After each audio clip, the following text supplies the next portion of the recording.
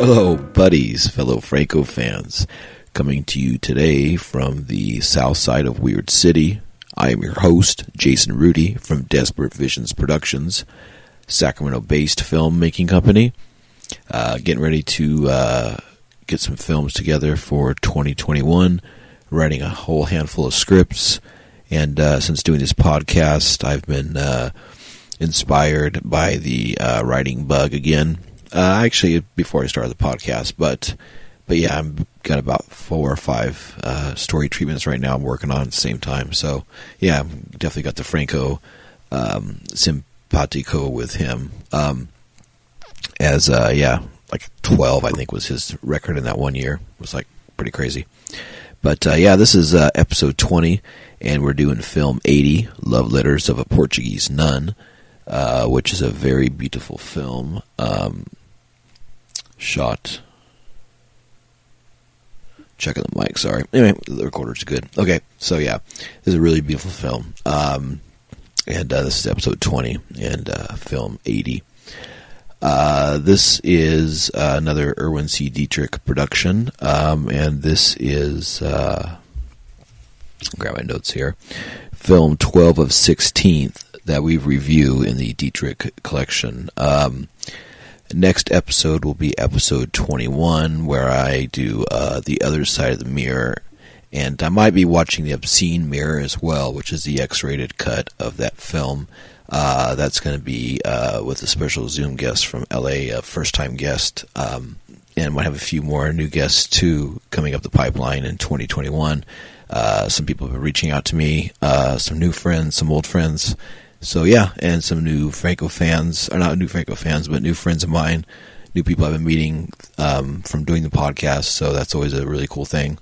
I've had some listeners reach out to me from over in Great Britain and in Norway and a bunch of cool areas and stuff, so it's really, really cool, actually quite a few in Great Britain. And yeah, we have a good global audience with this podcast, and that thing really, really thrills me because I'm coming to you, you know, obviously weird city, but yeah, that's California, which actually is a weird state of mind especially. So that fits this podcast and Jess Franco films. And I've been putting out the Franco Observer Podcast on Wednesdays, and here in America we call that Hump Day because it's the middle of the week, and there's always a lot of humping going on in Jess Franco films, so I figured I'd put the Hump Day in Franco Podcast Day. And speaking of Hump Day, there was a lot of humping going on in this film, Love Letters of a Portuguese Nun. That's a nice segue there. This is the US-UK DVD video cover title is Love Letters of a Portuguese Nun. The original theatrical title in the country of origin, Switzerland and West German, Die Liebe Brief einer portugiesischen Nonnen. The alternative title is Jungfrau und Theosophers Hand, West German alternate theatrical title, which is translates to Virgins in the Devil's Hand. Cartas de Amor a una Monja Portuguesa, the Spanish theatrical title, Love Letters to a Portuguese Nun. Belgian French theatrical title as well. The Monastery of 1,000 Passions is the Finnish theatrical video title. Tonhans Hemingway Lustari. Let's see, Monastery of 1,000 Passions, which is kind of cool. Ljubavna Pisma Koloders, Yugoslavian theatrical love letters of nuns. The Monastery of 1,000 Pleasures, the Switzerland theatrical title. De Tusen Passion or Nas Klosten. Argentina theatrical Forbidden Confessions of a Nun. Italian theatrical Forbidden Confessions of a Teenage Nun. Forbidden Confessions of a Teenage Nun. That's such a great 50s title. You know, that's cool. It also sounds like a John Waters title too. Forbidden Confessions of a Teenage Nun. Love Letters of a Portuguese Nun, the Australian poster. Mini Breven van een Nun, Netherlands title, Love Letters of a Nun, video cover. Okay. So, production companies on this, Cinemissi Film of Berlin, Zvit Film Productions KG, Ascot Films, GmbH and Company. Theatrical distributors, Avis Film Verleih and Ascot Films, Switzerland, West Germany. Blake Films out of Australia, World Sales, Elite Films, AG out of Zurich. Alright, the timeline on this. So yeah, let's see. It started with the shooting in Portugal from November 8th to the 27th, so roughly about 19 days there. Let's see, in 1976, and it got the German 18 certificate issued on March 7th of 77, and it played in Germany on March 10th of 77. Played Naples December 23rd of 1977, and then it played Rome in August 4th of 78. And well, that's interesting. So yeah, Naples December, and then basically 8 months later played Rome. Then in September played Seville, 27th of 78, and then Barcelona October 2nd, 78, and Murcia October 2nd, 78 as well. And then a year later, like 3 months later, January 10th in Madrid, 1979. And then it says UK. It was going to play in February 6th in 1979, but it was rejected by the BBFC, so it did not play in UK. Then it played Lisbon in November 15th of 1985. Wow, that's funny, like 6 years later. Let's see here. Theatrical running time, West Germany, 85 minutes, 5 seconds. Blu-ray running time, Ascot Elite, 89 minutes, 9 seconds. Director, of course, is Jess Franco. Screenplay, Erwin C Dietrich as Manfred Greger. Executive producer, Max Dora. Director of photography, Peter Baumgartner. Production manager, Eduardo A. Stockley as Edward A. Stockley. Location manager, David Quintans. Editor, Marie-Louise Buschke. Sound, Hubertus Schamatzky. Klaus Kunzmüller. Dialogue, Christine Lembeck. Music, Walter Baumgartner. Cinematic Zitvet Film Productions, KG. Ascot Elite, GmbH and Company. Production released by Avis Film Verleih, Ascot. World Sales, Elite Film AG. Uncredited story, Jess Franco. Producer, Erwin C Dietrich. Art director, David Quintas. Stills, Juan Solar Cozar. Let's see. Cast, Susan Hemingway as Marie, Rosalia Quintinho. William Berger as Father Vincent, Anna Zanotti as Mother Alma, the Abbess and Eminent Priestess. Herbert Fuchs as Satan. Adia Vargas as Ada Cargas. Played Sister Juana. Victor Mendez as Mayor Antonio Fernando Jose de Melo. Herman Jose as Herman Kripahal, Prince Manuel or Prince Emmanuel Gonzalez. Jose Viana as Monsieur Crispo. Let's see. Patricia de Silva as Maria's mother. Uncredited. Ada Guevara as Isa Schneider. Victor de Souza and Quisner's assistant. Nicolai Brainer, the Prince Chaperone. And then later on we talk about it has Esther Studer is built in this film, but they'd say that Esther Studer is a torture victim in the film, presumably in the dream sequence or in the background of Maria's waking torture scene. However, none of these women look like Studer to me, and myself and Eric as well. Add to that list. IMDb list Anton Differing as Old Priest. That is incorrect. Differing is not in the film, but he is in the film Faceless, of course, which we talk about in episode 18. So it was kind of interesting about that.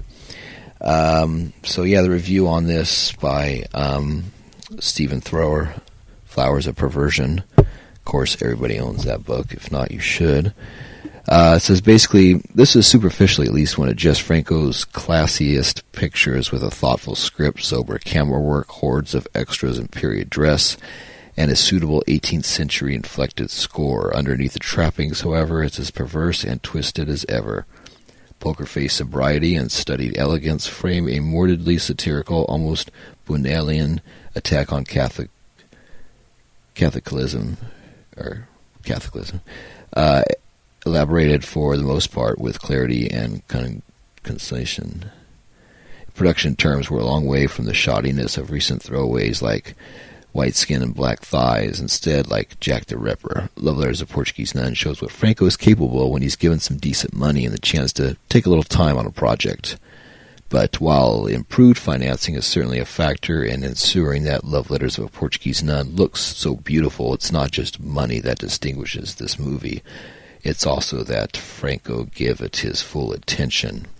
Framing and composition is exquisite, and Baumgartner's lighting rises to the occasion, too, vindicating Dietrich's decision to team him up with Franco. Baumgartner's professionalism can sometimes veer toward merely conventional, but there are shots in this film that would not disgrace John Alcott or Vilmos Zsigmond. So what was the increased effort and focus down to Franco's passion for the project? So was this increased effort and focus down to Franco's passion for the project, or was it due to Dietrich's hawk-like monitoring of exactly what the director was getting up to on location? After the troublesome events of 1975, from there on, Dietrich dispatched a trusted observer to monitor Franco's locations shooting, as it's striking that for one remainder of Franco's tenure with Elite Films, there were no more back-pocket films, no unfinished works, or Manacoa productions, and thus no division of the director's attention.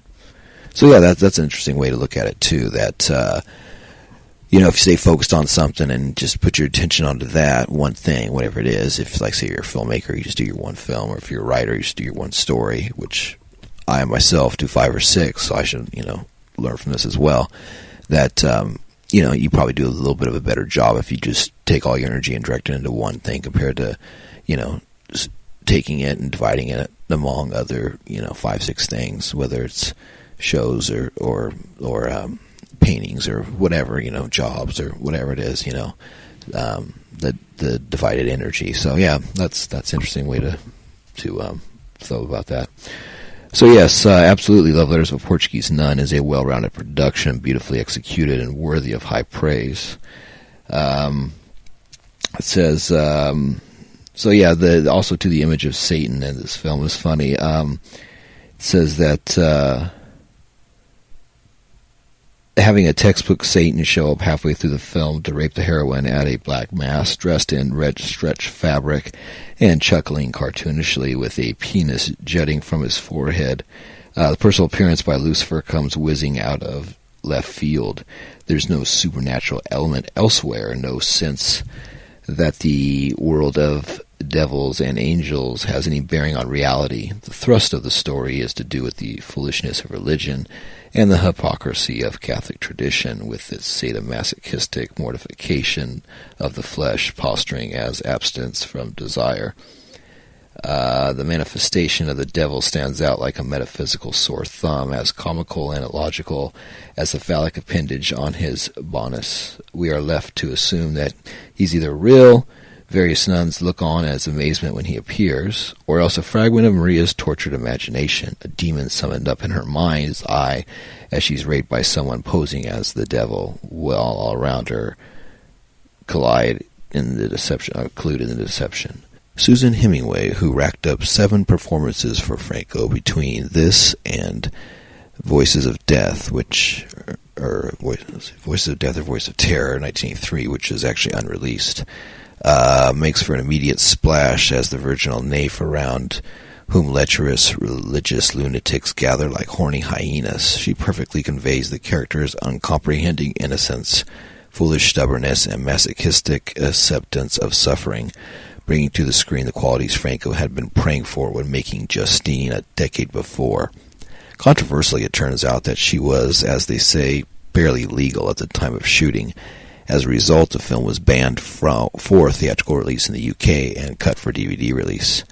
Hemingway is stripped, tied up, and tortured on the rack, and in the pièce de résistance receives the aforementioned red-suited devil into her rear sanctum. This is conveyed, however, through camera placement and suggestion, not porno close-ups. Contemporary laws in Spain, Germany, Switzerland, and Portugal, I think that covers it, were not transgressed, so Franco wasn't doing anything wrong. But it's an eye-opener for viewers in English-speaking countries, where actresses like Susan George were considered jailbait at 20, and tame films like Norman Thaddeus Vane's Twinkie, 1970, were pushing the boundaries. In one especially transgressive moment, Maria dreams of being compelled to orally service her older cousin, a scene which ends for the briefest of flash frames with a splash of stage semen across her face.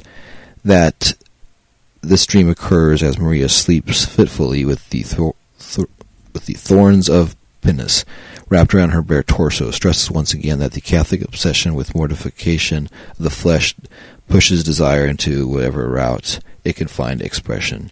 The film bats away at any possible accusation of gratuitous by virtue of its rigorous attack on the Christian mindset's distortion of eroticism.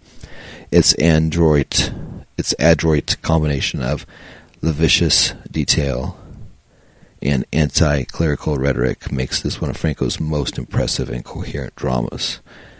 Cast and crew. More than any other Franco film of the period, Love Letters of a Portuguese Nun is blessed with fantastic central performances. William Berger is truly extraordinary as the rotten and rapacious Father Vincent, lending the film a dangerous, malevolent edge, while also smuggling a twisted sense of fun into the mix. Such a role is a gift to the right actor, and Berger is having a blast playing this loathsome man. His blasé manipulation of Maria's mother, his corrupt masturbatory behavior in the confessional box, and his ruthless self-interest as he forces the quivering Maria to perform oral sex make Father Vincent one of the most pungent, wicked, and memorable characters in Franco's cinema. Yeah, I would say that as well. I was really thought his performance was especially strong. Definitely one of my favorite performers in any Franco film. Berger, already a Franco veteran, after The Sinister Eyes of Orlok and Night of the Assassins, would go on to lend his imitable screen magnetism to a marvelous late bloom in Franco's career, Dirty Games Casablanca, 1984. This film marks the debut of a very pretty starlet called Susan Hemingway, not her real name, who had just turned 16 as filming commenced. In a German magazine from the late 70s, Dietrich's regular production manager, Werner Zindler, recalled that Susan's father was obsessed with the idea of turning the barely 16-year-old into an international star. Susan, however, was not so keen on the idea and left her angry father behind in Lisbon, choosing her own projects and hooking up with Franco instead. After making 6 films for him, all of them shot in Portugal, she left the film industry, having found herself a Brazilian multimillionaire husband. So yeah, that's the story of her. The rest of the cast were drawn chiefly from TV and theater rather than cinema. The film marks the beginning of Franco's long association with cameraman and stills photographer Juan Soler. Music. Walter Baumgartner excels here with some lavish orchestral string arrangements. The ironic grandeur of his mock liturgical title music is particularly memorable. Location. Love Letters of a Portuguese Nun may be short on actual love letters. A letter to her mom and a letter to God being all that Maria actually pens, but the film itself is a love letter of sorts to Portugal, to Portuguese architecture, and in particular to Franco's favorite architectural locations, the Palacio Conde Castro Guimarães in Cascais. Several scenes were shot in Lisbon Cathedral. Yeah, Lisbon Cathedral's beautiful. That's one place I would love to visit. UK theatrical release. Rejected by the BBFC on February 6, 1979. Cut by 6 minutes, 15 seconds for its Anchor Bay DVD release in 2004. Alright, so yeah, this was a good film. And then, I said the next episode will be Other Side of the Mirror. And then the next film in the Dietrich and Franco collaboration that we'll be doing will be film 13 of 16 for us. And that will be the Blue Rita. But I won't talk about that. That's for a future episode. You can get a hold of us at Franco Observer at yahoo.com. You can find us on Instagram at Franco Observer Podcast. We have a page there. Please add us and send us messages and let us know that you listen. And also, please tell your friends and subscribe to the podcast and download all the episodes you want. Please download. It's a good way for us. It builds our numbers. Let's see, what else? I think there's a trailer for this. If I have a trailer for this, I'll play it. If not, we'll just hear the bumper music and then go into the fun review Eric and I did. We did about a half hour or so on Love Letters of Portuguese Nun. Eric really liked it. I really liked it too. So thank you so much, and adios.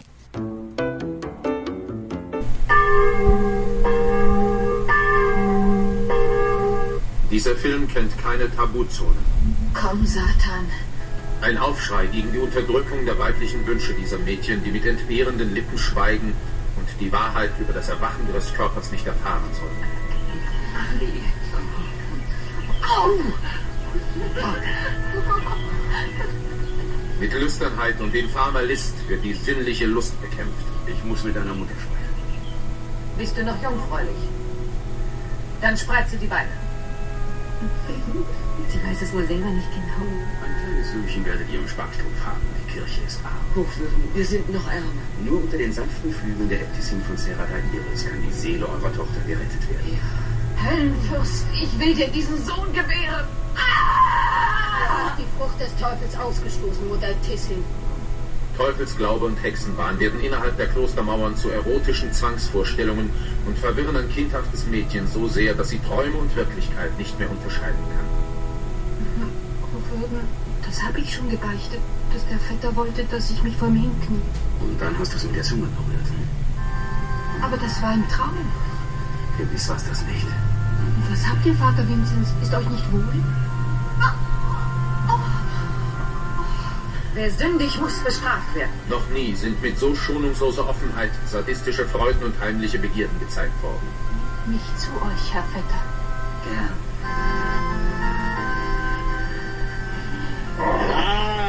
Gelobt sei Jesus Christus, Don Antonio. Da bringe ich das verlorene Schäflein. Du empfängst nur Güte und wolltest fliehen? Nein! Bei deinem Vetter hast du dich nicht gewehrt. Sie sei dein Satan. Wilde Zeremonien entfachen tiefe Leidenschaften in diesen Mädchen, die durch die Inbrunst der Entsagung gelernt haben, die Inbrunst der körperlichen Liebe zu suchen, für die sie mit der Folter büßen müssen. Zeig dir die Zange! Gestehst du, dass du vom Teufel besessen bist? Nun? Ja! Sie ist eine Hexe und eine Buhlerin des Teufels. Sie entzieht sich der Gnade unserer Kirche. In nomine Sancti Inquisitionis verurteilen wir dich, Marie Coutinho, zum Tode auf dem Scheiterhaufen. Weder die Hand des Henkers noch die Ketten der Inquisition oder die Klauen des Teufels können sie hindern, ohne Scham und Reue zu lieben. Auseinander im Namen seiner allerchristlichsten Majestät des Prinzen von Portugal. Dort stehen die Schuldigen. Jagt sie und ergreift sie. Sie sind meine Gefangenen. Dieser Film zeigt das dramatische Schicksal von Menschen, die gefangen sind im Irrgarten der Lüste.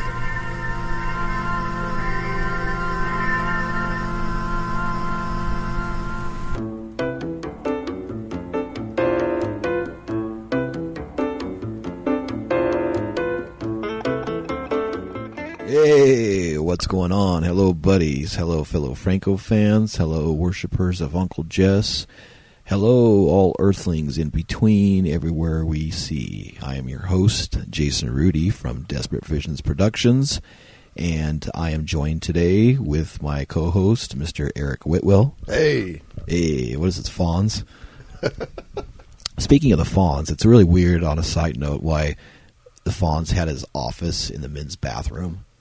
Have you ever thought about that? Man, I have never thought about that. Yeah, I think about it, he says, step into my office, and he'd go in the bathroom, and it was like his office was in the bathroom. So, and then he had a desk in there, too, and stuff. It was like he was sitting there, while guys were taking a shit or whatever. Like, why would he hang out in the men's room all day? Like, that was his office. Wow, that's I've never thought about that. What a creep. I know. Fonzie hangs out in the fucking men's room all day. Fonz is a pervert. Yeah, I'm like, dude, come on, step in my office. No, it stinks in there. Yeah, that's kind of a nasty thing. So, yeah, Fonz hangs out in men's restroom in the 50s, and guys are in there just dropping logs and everything else. So, yeah, so the more it makes you think. So, but yeah, so I just wanted to throw that out there real quick. So anyway, yeah, I won't be doing that anymore. Yeah.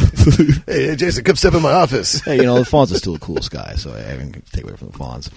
But speaking of the Fonz, Jess Franco is like the Fonz. He's like ultra cool. I don't know if he hangs out in men's restrooms, but hangs out in women's restrooms probably and films them. This is gonna be a fun episode. We're already off to a rolling start. So this is film number 80, and it's Love Letters of a Portuguese Nun, directed by the mighty Jess Franco. This was film 12 of 16 from Erwin C Dietrich and Jess Franco. We have basically 4 more to go to review. This is made in 1976, and Love Letters of a Portuguese Nun in the introduction gave you the title and all the release dates and all that good stuff. So on this, we're going to go to the synopsis, and then we're going to talk about Eric's thoughts and then my review and all that good stuff like we normally go. And this is actually a shorter synopsis compared to the last few. So let's see. Medieval Portugal. A young peasant girl called Maria Rosalia attracts the attention of a priest, Father Vincent, who spies her kissing her boyfriend in the woods. He drags her home, declares her a grievous sinner, swindles her mother out of her life savings, and takes her to the local convent on the pretense of saving her soul. However, the convent, run by Mother Alma, is actually a satanic coven with whom Father Vincent is in league. Maria becomes the focus of various sordid activities, including oral sex, mortification of the flesh, and eventually rape by Satan himself. She tries to escape the convent, but is brought back to her tormentors by the mayor. Maria writes a letter to her mother, begging to be removed from the convent, but it's interrupted by one of the nuns. Her case is put before the Grand Inquisitor. Father Vincent and Mother Alma convince him that Maria is a liar and a heretic. After being stripped, beaten, and tortured, Maria is declared a witch and sentenced to be burned at the stake. On the eve of her destruction, she writes a letter to God, proclaiming her faith, and throws it from the window of her cell. It's picked up by a passing nobleman, but will he do anything to help? So, Eric Whitwell, what did you think about the film? It's to say that I really liked it is it doesn't even do it justice. It's, oh my gosh, man, that poor girl. Like that, this movie, yeah, oh my gosh. It, once again, beautifully shot. The locations, mind blowing, just gorgeous, absolutely gorgeous. His female lead once again just absolutely nails her role. Yeah, Susan Hemingway. This is her first Franco film, and I was looking at her IMDb profile when I was watching this film, and it only has 7 credits to her, and I guess this was her first credit. So if this is her first film, that's a really fucking good debut. Oh my god, insanely. Yeah, she's very believable and very very innocent and looks very young and total emotion and just, very believable in the role that she's played. Oh yeah, every aspect, yeah. So innocent and young, and just you could see the fear in her eyes. You can see, there's the moment where she decides to write the letter to God. You could just see she had this moment of oh god, I can't even think of the word right now. Like a moment of divine inspiration or rapture, like relief, okay. Like a relief. Okay. She's it's almost like she's like, okay, I'm okay now. Right, like she finally found penance with her. She's finally okay with her fate that was bestowed upon her. Yeah, she did that with a simple look. Yeah. You know what I mean? And it was just, she was incredible. She's absolutely incredible. Yeah, this had a lot of really, really great acting in it. like Eric was talking about, the direction, and there's so much to talk about on this. Susan Hemingway, of course, as Maria, she's really great. William Berger played Father Vincent, and I was a really fan of his. He does a lot of cool, like, side looks and acts a lot with gestures and very subtle gestures, but he kind of chooses scenery. I mean, but every scene he's in, he definitely, his presence is felt, you know. That's a creepy priest, man. Yeah. He is a creepy priest. Even from the beginning, when you first see him watching him and her, the Susan and her boyfriend, and then he kind of like disappears behind the tree. Even the way his body turns like out of the frame is kind of weird. Yes, very slinks out, you know. And then Anna Zanatti as Mother Alma, she was really good in this, I thought. Oh, yeah, emotionless. Totally good heel. Like, she does not care. Like, when she's torturing women, she has not even like even a look of. And she always kept her gaze upon the Susan. Like, she would just sit there and watch her and just never look away from her, and the camera would just show her eyes on her the whole time. And usually in a film you kind of see and then they look away, but this kept that shot of her like drinking something and just keeping that stare and not looking away, like fixated on her, and she portrayed that really well in a lot of those scenes, you know. But yeah, she was really, really a good heel in this. Herbert Fuchs as Satan was, I thought, very laughable. Yeah, I never really wanted to see a Herbert Fuchs's cum face. Yeah, like, I've never really wanted to see how he looks when he's humping. Yeah, you know, and I'm a huge fan of the devil in films, and I've played the devil in a film of mine, actually. The Batgirl, I played Satan himself, and the Satan in this was very laughable. The sequence where he appears is almost their take, I think, on Rosemary's Baby, the impregnation scene in that, where everybody's gathered around. The scene in this was really good. Besides him as the devil, I thought. The older women, and everybody flashing their boobs, and all the different ages, and everybody into it, and the whole throng of it was pretty scary and really well done. But I don't know, him as the devil, I thought was just pretty joking. But I don't know, maybe I didn't see something I wasn't supposed to see. But I don't know, I wasn't a fan of it. Ada Vargas as Ada Cargan, Sister Joanna. Victor Mendez as the mayor, Antonio Ferdinand. He's great. I always love seeing Victor Mendez in this. The dubbing on him was really funny, though. Yeah, it was. Yeah, it was like the guy that was dubbing. The dubbing of him was almost like he was kind of like, "Hey, you know what I'm talking about here? I'm going to talk to you." And you know. What did he keep calling her? Sister, or like little sister. Hey, little sister. Yeah, hey, little sister. Yeah. Always like a wrestler. Hey, little sister, I'm going to tell you something, brother. You know. Yeah, and his green outfit, man, he looked like a tomato. Yeah, tomato.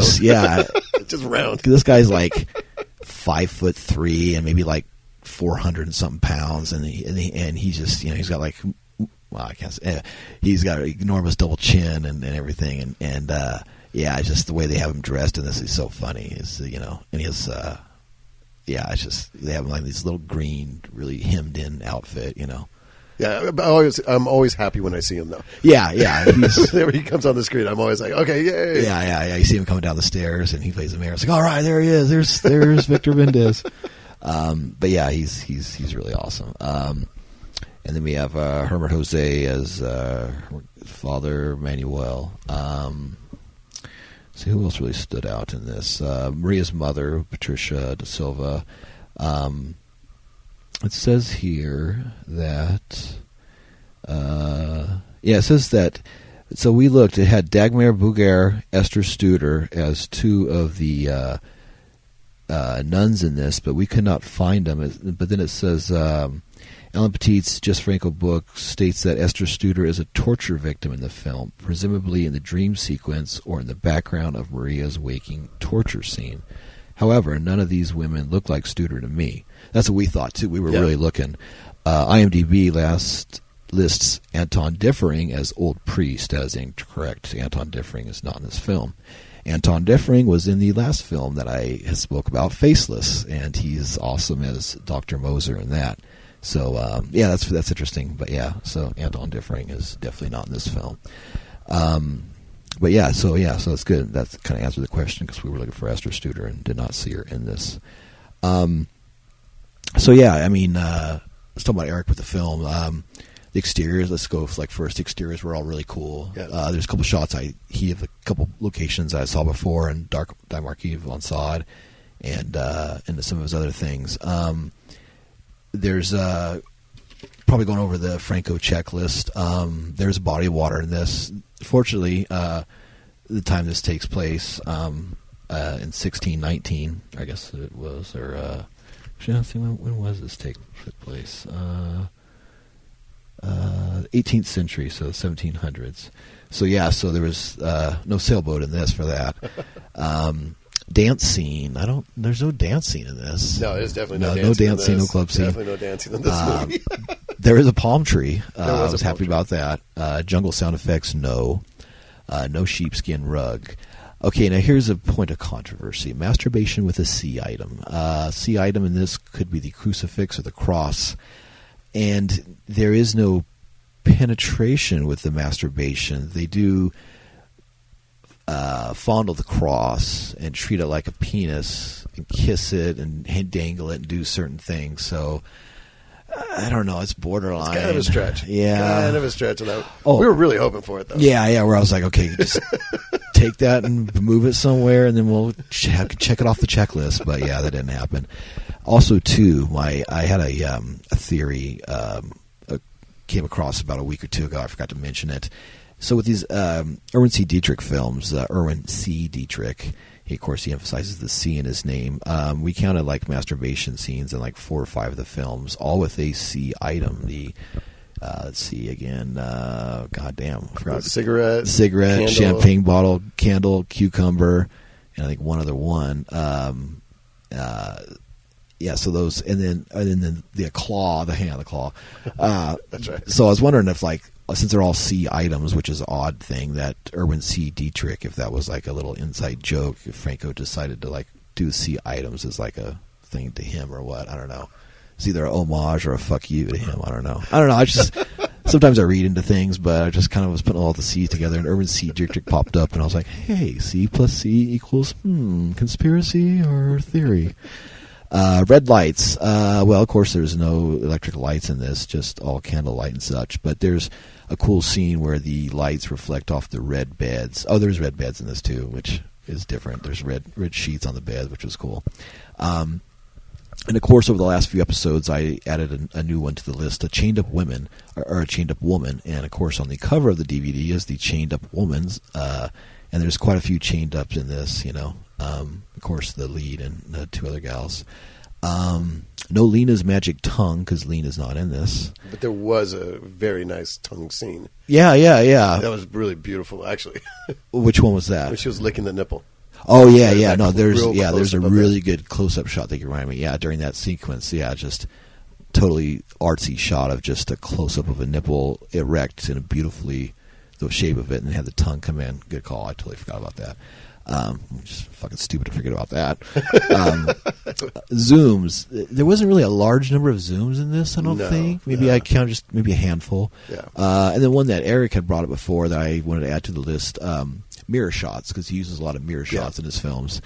This, I don't really remember any. I didn't see any mirror shots. There's a lot of good shots down the hallways and that and stuff. There's one really good shot I liked when they went to meet the Grand Inquisitor and went to the cathedral, and just some of the outdoor locations down the hallways and that of the grounds of the cathedral was some of the most beautiful place I've ever seen. I would love to find out where that was. But because normally when we record this, I'll usually watch the movie with fresh eyes, and then I'll do the research after watching the movie. Sometimes I'll do the research before. So now I'm going to go back and when I do the introduction and research to see where that cathedral was and find out all that stuff. So, so that's one cool thing. So intricate. Yeah. Some of the locations they just made the scene so powerful. And little things I noticed, sometimes you'll watch a movie that's supposed to be a certain period date, and you'll see a telephone pole in the background, or you'll see a plane flying by, or something that they have no control over. And on this, I was looking and he had no paved roads. He had no telephone poles, no car, 10 blocks in the distance or something. Everything was really great period detail. Yeah. Even like the cathedral grounds was all the tile. There wasn't anything paved. Or I was like looking for that, kind of going, no, wow, good. So yeah, a lot of that stuff was really, he had really, really good on that. So that's that on the list on that. Let's see, anything crazy? William Berger is really cool. I kind of read a little bit about him on IMDb. He was like a cool rebel actor and very outspoken, and looks like he was set up for like a drug conviction deal. They like planted half a gram of hashish on his place, and like him and his second wife went to jail or prison or wherever it was, and she ended up dying behind bars, and then he was let out for it, and then that was like in 1971 he was let out. And then this is 1976, so that's like 5 years after that. So you can kind of see where he was distrustful of authority and things like that. So that really added to his layer of an actor and that. But yeah, and he kind of gives off that Klaus Kinski vibe a little bit. You know. Yeah, super powerful. Yeah. Can you imagine getting arrested and thrown into jail for a half gram of hashish? Half a gram of hashish, dude. That's like crazy. Lock him up. He likes to laugh.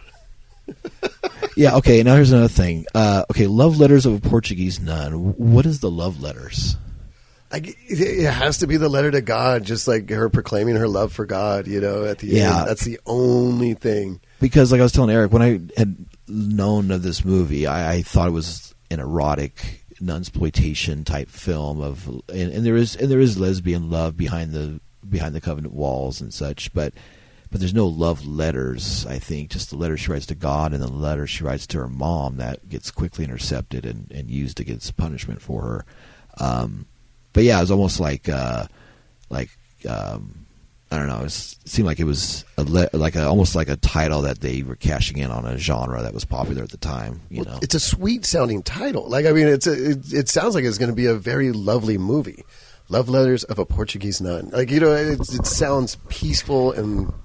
Yeah. Well, yeah, he has it's opposite locations. Love Letters of a Portuguese Nun may be short on actual love letters, a letter to mom and a letter to God being all that Maria actually pens. Perfect.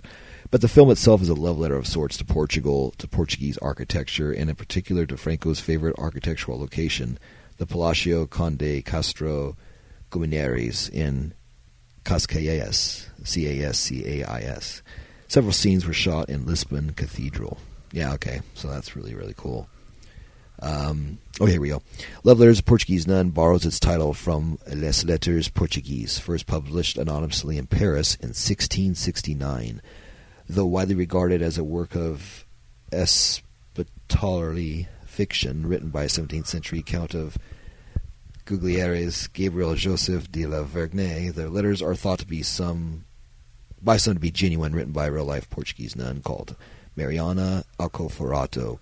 Whatever the correct authorial attribution, Franco's film, as usual, has precious little to do with its declared literary source, and instead reconvenes and polishes ideas from de Sade, chiefly elements of Justine, which I had noticed watching the film earlier, and with a concentrated hostility to the Catholic Church that the Marquise would have embraced wholeheartedly. Exactly. Last part. The unexpected appearance of the devil echoes a similar moment in Franco's The Demons in 1972, creating a similarly confusing conceptual effect. That's interesting. Yeah, and then he took that from Rosemary's Baby and everything else. But it was good. I definitely liked Love Letters of Portuguese Nun. Very beautiful film. Really good performances. A couple of the guards had like more current hairstyles. There's a good scene when she's doing the confessional with William Berger in the confessional chamber, and he basically masturbates, while she's telling her like fantasy dream that she had that he's going to use against her, and he actually does. So, this movie just had me just so. Okay, now that's something that I should bring up. I, as a person, was really not raised religious, but my friend Eric here was raised religious. I'm thinking this hit him a little bit more than it hit me for that God sense and that spiritual sense, even though I'm a spiritual person as well, but I definitely wasn't raised that way as much, Yeah, it was, God, you see the power. You see the power that the church has over people, and just like the whole beginning sequence, like when she's playing with her boyfriend, like innocent playing. They're running through the fields, just playing. They're young. She's 15. He's 17. He tries to kiss her, and the priest is like creep, just watching him, and tells her, sends him home, and then follows her to her house. And she's walking just dejected. You could just see like she's just like you could see like she just feels a sense of in trouble. She's in trouble the whole way she's walking, and it's the way he speaks to the mom is just. Yeah, and you had brought up this was like really early sex trafficking, with basically he comes in and basically tells the mother, hey, your daughter's going to be sent to hell and sinful unless you give me a dowry. How much money do you have? And we are going to put her in this convent, and if she leaves, we're going to keep all the money that you give us, even though you have nothing. We're going to take everything from you, and we're going to take your daughter and do what we want with her, Yeah. And then, of course, it turns out to be Satanists that run the covenant, and then her daughter gets, taken down. But the confessional scene, though, like that was such a great scene because there's she's sitting there, like telling her the priest, like an embarrassing dream to her, like, a dream like she doesn't really want to talk about. And there's a shot where it's shown through the like a cross or through the partition, the partition, the divider between them. It was beautiful shot. The way it was shot with the eyes through the cross, and that shot too, where somebody was looking in, and you could see the eyes through the lattice. Yeah, it was incredible. Yeah, and then probably my favorite shot was the scene of her laying in the bed, and there's like a sunlight streaking through. Mm-hmm. She's laying in a red bed, and there's like sunlight coming through the window in front of her, and there's like kind of smoke or a haze that kind of in between her, and it's almost like she's in prison looking at the still now. It's cool. I didn't catch that with the actual bars across her. She's, because that's what this whole thing is. She's imprisoned in quite a few of the film, which is a really nice touch. Kind of reminded me a little bit of that one scene where, which one was that? Where they're in prison and the lady was talking to her on the bed, but you had the woman in the foreground. That was just what was it? That was just when we watched. That was Elsa. Elsa, yes. Yeah, the Elsa one. So it kind of reminded me of that scene a little bit, like the way the lighting was, through that. But that was very, very nice to that. And then of course, one thing I did like about the devil is the hairy hands. They kind of match the bush. Yeah. I was going to make a joke, too, about the devil having hair on his hands. It's like, if you do that too much, you'll have hair on your palms, But, so, no, there's cool shots, and there's the shots of the two women's heads in the vice, which was really a fucking cool shot. One of my favorite shots was when the priest comes up, and this is before she gets raped by the devil. Mm-hmm. He comes up, and he's like, okay, well, I've decided for your penance, you're going to have to basically act out the dream that you told me onto me. Onto me, and he forces her down, and it's an overhead shot. Yeah. And it was really cool the way, because then he pans down to the window, and to the window is the waves crashing up onto the to the beach, and it was like just as like the priest. Plus the timing too of that to time that, and it was a one take from there, and you could see there was no cuts. The way it went right to the window, and then you could just see as maybe 5 seconds went by, and the water lapped into the rocks higher and higher, closer up, to the beach. Like, simulating the priest coming, it was pretty cool. It was really cool. Beautiful. Yeah, that was a really, really good shot. And then I had written down a note, too, that I was laughing. One of my favorite lines was Father Vincent says, to rupture the holy hymen. That was my favorite line of his. But, that was funny.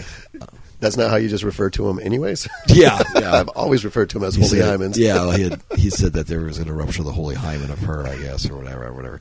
But, so it was good. It was, like I said, really well acted, really downbeat. I don't want to give away spoilers, but there was a nice twist at the end that we both thought was going to be one way, and it went the other way. I was like, all right, cool, man, good job. I'm fucking glad it ended that way. It was like, you felt so bad for this girl the whole time, like what her life had become, like as she's getting ready to be burnt to death, like she's been giving her sentence. And well, no, fuck it, I'll just give the spoilers. Yeah, so basically, she's getting ready to be set up. That way, actually, if you don't want to hear, coming down in 3, 2, 1. Spoiler alert. Spoiler alert. You've been warned. Okay, so she's actually right in the nick of time. She's set up on the stake to be burned. And as the fire is coming in, the prince and his assistant run in and stop the execution. And they save her, and they arrest the evil Sister Alma and Father Vincent. And they're stopped in the chambers with the spears on them, and then it cuts away, and that's how it ends. Yeah, arrested in the church too. Yeah, like they're arrested in the church. I was like, okay, good. I'm glad the fuckers got caught, and they took off running. They tried to escape, and they caught them. I was like, good. Evil tried to sneak out, and I'm glad it happened. You know. Yeah, so. but it was so good. I would have been really sad if it had not ended a different way. Yeah, we thought that she basically was a girl. virgin.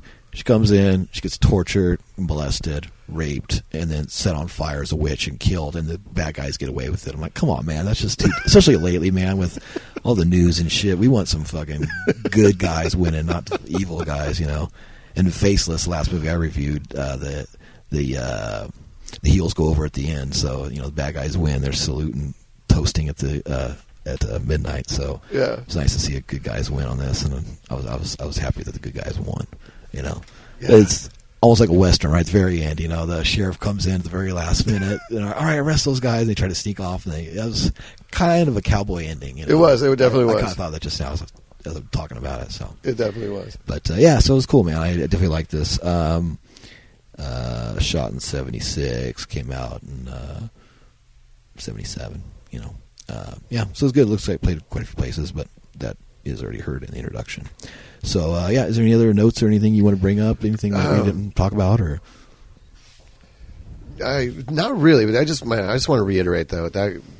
So this was probably your favorite Franco film you've seen, even though each week's like, oh, this is my new favorite. You know, I know. Like it's like, man, it definitely is probably my favorite. Yeah. Maybe. Yeah, this is probably my favorite. Yeah, and it's your favorite, and it doesn't have Lena in it either. I know. That's pretty shocking. That's pretty shocking. Yeah. It's not my favorite, but I really did like it a lot. Yeah. I thought it was a really, really good film. You know, because, I mean, I used to be more into nunsploitation films. I still dig them, but it's not a genre that I'm as much as I'm into. Nothing personal, just kind of got tired of them. And of course, period detail films, older stuff is not always one of my favorites. So that to me is a little bit lacking with that. I'm always into more modern things, but besides those two, beautiful fucking film, man. It's really good and definitely as good as. I mean, it goes up there with like The Devils and those type of 70s Mark the Devil and those type of movies. Definitely belongs up there with those. So. Yeah, I just she had me mesmerized just because you could see what she was going through the whole time, and she was the vestige of innocence. Yeah, and it really bothered me. It really bothered me. Yeah, I know. You were just I just kept going like, that poor girl, man. That poor girl. Yeah, Eric's like, she just wants to have God's love and like being good. She just wants to be good. Yeah, that's all she wants, man. And they're just like not letting her be good. It's just so sad, But yeah, in the end, the government wins over religion. Remember that? No. Yeah, remember the government will always save you. Yeah, the government will come to your rescue and they'll break up religious cults. Like David Koresh, Jim Jones, no. But yeah, that's basically, But yeah, and it's funny too. Like I was telling Eric, I go, it's funny that the sex trade, trafficking shit like this was going on then, and continued on through the ages with the religion, with the nuns getting kids for the priests and stuff, and then priests molesting kids and everything else, and the sex and stuff, and it's really sad that stuff is part of the thing, Well, it's like, once they were kind of done with her, they're like, after the devil had already had sex with her, and they're kind of like, all right, well, we're kind of done with her. Let's give her to the Inquisitor. And he's like, because they were going to bring down their business. Like, okay, well, we got to get rid of her because she's going to fuck up this operation we got. We want to keep doing this, so we got to cut her loose, and then say that she's crazy and that she's possessed, and then she can burn her, and then we got ourselves taken care of. Yeah, Inquisitor took one look at her, and was like, oh yeah, we could take care of this one. Yeah, exactly. Yeah, put her in the wagon. So yeah, it's funny. Yeah, and it's cool too. The guy that played the Inquisitor, he's all very sickly, and his eyes were all glassy, and he kept coughing a lot and stuff. And I thought that was pretty cool. You know? So, but so no, it was cool. Definitely, Eric liked it. I liked it. check it out. We watched it again. Yeah, we watched the Full Moon DVD of it. You can get it pretty cheap as the box set or by itself. There's also the Ascot Elite Blu-ray, which I may pick up. I'll check it out. That's out there. So those are the 2 DVD and Blu-ray versions to get out there. And I recently got a 11 lobby card set of the Love Letters of a Portuguese Nun. And, I got that last week, so that was really nice. It's a Spanish lobby card set of 11 cards. One we're looking at now is the scene when she's brought up to be judged, to be burned, by the Grand Inquisitor inside the chamber. Yeah, again, like the chamber, it just... And this lobby card almost looks like a painting. Mm-hmm. Like it looks like an old fucking painting from from that time frame, which is really cool. That's why I put that one up, framed it especially, because it's a cool shot. Yeah, locations just add such power to the scenes. And all these locations looked just like from those times. Like it was nothing built for the movie or nothing. Those were historic, actual, factual places, And that definitely just got the lighting inside those places. And yeah, really, really good, man. I can definitely hold well. So yeah, definitely A+. Good stuff. So check it out. Love Letters of a Portuguese Nun. That would be film number 80, and this was 12 of 16. So, and this is episode 20. All right, 20 in, and about another 150 or so to go. Woohoo! So yeah, let's see how we can do it. That'd be awesome. I want to take these out before I die. Fucking complete it, So, all right. So yeah, with that being said, thanks again for joining us. This is Jason Rudy signing off. And this is my co-host, Eric Whitwell. Hey, beautiful nights. Adios.